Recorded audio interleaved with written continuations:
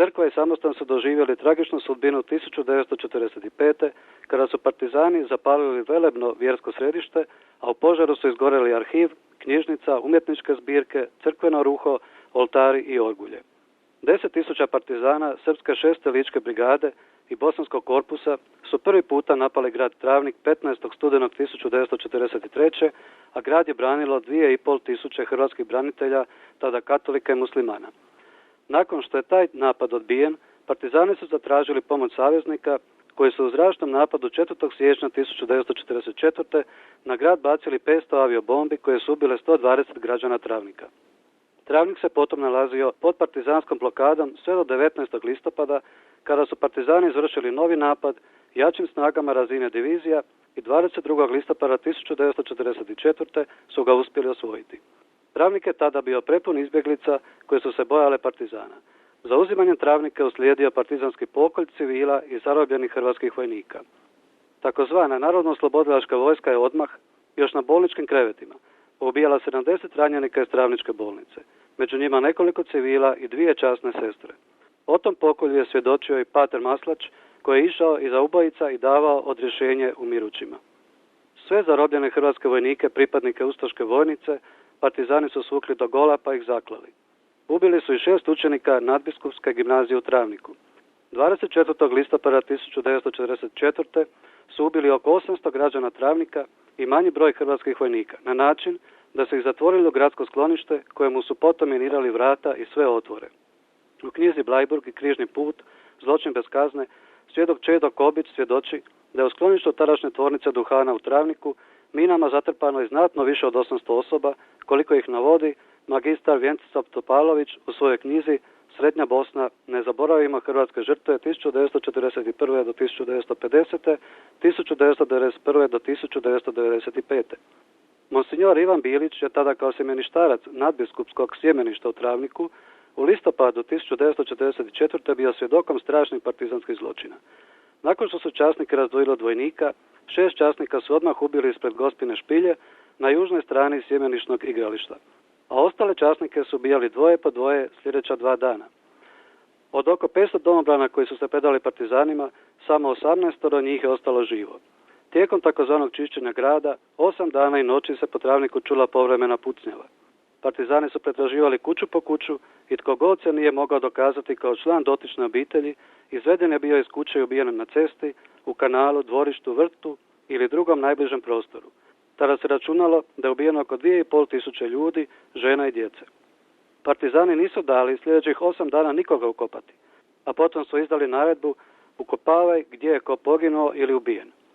Mlađim sjemeništarcima, sedmašima i osmašima dozvolili su da sve ubijene ukopaju jednu rupu kod Gospine špilje, da im dvorište ne bude puno grobova. Monsignor Bilić ističe da je zbog takvog čudovišnog zločinačkog postupanja partizana Travnik praktički popločan ljudskim kosturima. Jednu skupinu od oko 350 ljudi su partizani bose gonili preko Komara prema Donjem Vakufu. Živi su ostali samo vozači, mehaničari, krojači, postolari i ljudi sličnih zanimanja koji su bili potrebni partizanskim jedinicama. Jedan od njih je bio i Ivan Rap iz Kukujevaca, koji je monsignoru Biliću kasnije ispričao sve što se u vojarni događalo i kakva je bila sudbina zarobljenika. Dana 8. siječnja 1945. hrvatske snage su bile oslobodile Travnik od krvave okupacije jugopartizana, ali su partizani 22. veljače 1945. opet zauzeli grad. Za vrijeme ponovnog partizanskog osvajanja, taj stari srednjovjekovni grad do temelja izgorio, a partizanski takozvani oslobodioci su 22. veljače 1945. ubili 13 profesora i učenika Isusovačke gimnazije u Travniku, brojne civile i vojno osoblje. Stradanja Hrvata katolika Travničkog kraja nastavila su se i u posljednjem ratu u Bosni i Hercegovini, kada je ponovo stradala i crkva i samostan kao i većina vjerskih objekata.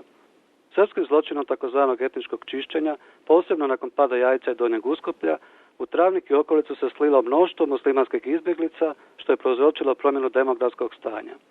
I tako, dok je 22. listopada 1944. jedan od 6 ubijenih travničkih učenika, Fahrudin Topalbegović Dino, pred smrt junački uzviknuo partizanskim ubojicama pucajte dušmani hrvatskog naroda, pripadnici armije Bosne i Hercegovine su 20. listopada 1992. na nadzornoj točki ispred medrese pucali na auto u kojem se nalazio Ivica Stojak, zapovjednik Hrvatskog vijeća obrane postrojbe Travnik, i ubili ga. Nakon što ubijen veći broj Hrvata u okolnim mjestima, došlo do velike napetosti, a potom i oružanih sukoba između hrvatskih i bošnjačko-muslimanskih postrojbi s posljedicom velikog broja žrtava. Unatoč svemu, travnička stratišta još nisu označena obilježjima koje bi sadašnjim i budućim naraštajima kazivalo počiniteljima i žrtvama tolikih mnoštvenih ratnih zločina. Nema obilježja na zgradi bolnice u kojoj je počinjen ratni zločin nad bolesnicima i ranjenicima.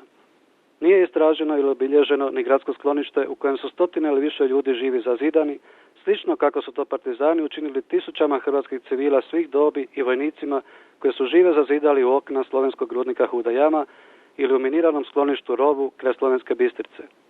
Nije zamislivo da bi primjerice ne samo Židovi, već bilo koji drugi narod i vlast svijeta tako prešućivali otkrivene strašne zločine nad svojim narodom, kako ih još uvijek prešućuju državne vlasti Republike Hrvatske i Bosne i Hercegovine, u kojoj su Hrvati također konstitutivan narod, pa i ona država hrvatskog naroda. Nezamislivo je da bi se igdje u svijetu, dan 22. listopada 1944.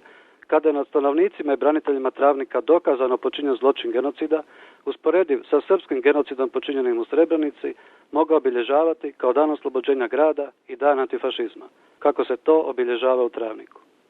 Za hrvatski program Radio Vatikana pripremio Željko Tomašević, član predsjedništva Hrvatskog žrtvoslovnog društva. Srdačan pozdrav i Božji blagoslov svim slušateljima i članovima uredništva Radio Vatikana. Crkva je